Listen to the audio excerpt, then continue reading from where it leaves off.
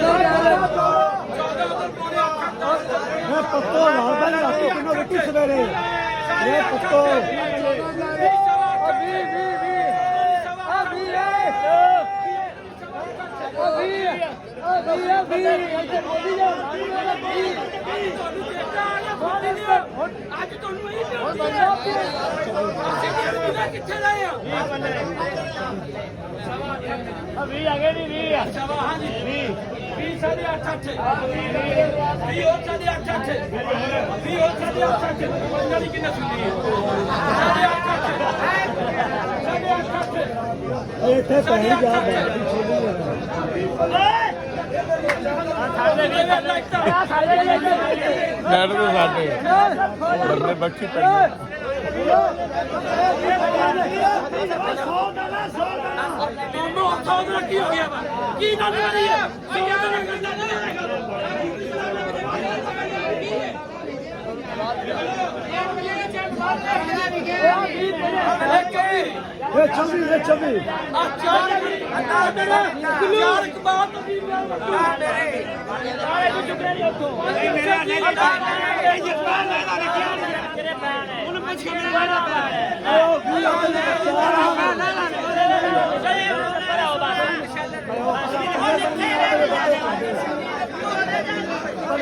यार चार दे यार चार दो चार एक बार कर दो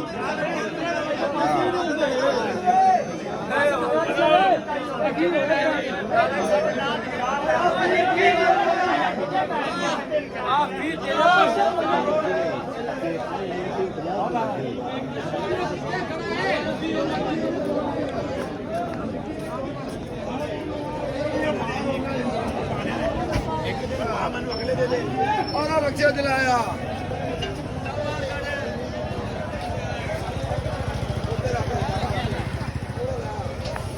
प्याज की रेट ने 900 हैं 900 रुपए केड़े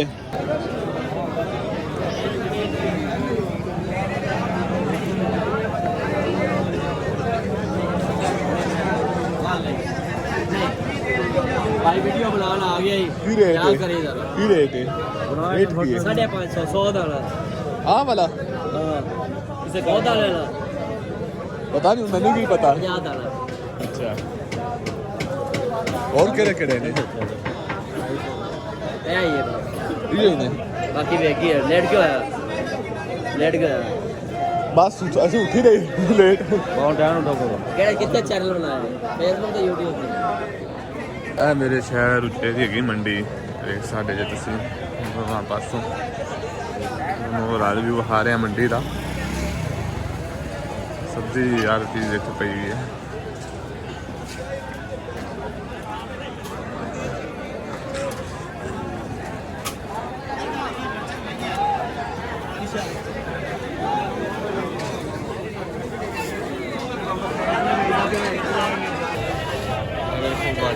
ने 50 रुपये किलो मार्केट रेट नाल काफ़ी चीज़ां इतने सस्तियां ने कुछ नज़र भी आ रहा है रेटा देखते हुए हर चीज़ का रेट देखते नज़र भी आ गया मैंने टमाटर किवें ने 100 रुपये 1 kg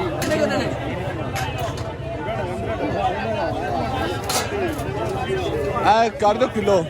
ਕਿਲੋ ਦੇ ਦਿਓ ਹਾਂ ਬੜਾ ਇਹਨਾਂ ਨੇ ਮਾਰ ਦਿੱਤੀ 100 ਰੁਪਏ ਕਿਲੋ ਟਮਾਟਰ ਨੇ ਇੱਥੇ ਟਮਾਟਰ 100 ਰੁਪਏ ਕਿਲੋ 100 ਰੁਪਏ ਕਿਲੋ 100 ਰੁਪਏ ਕਿਲੋ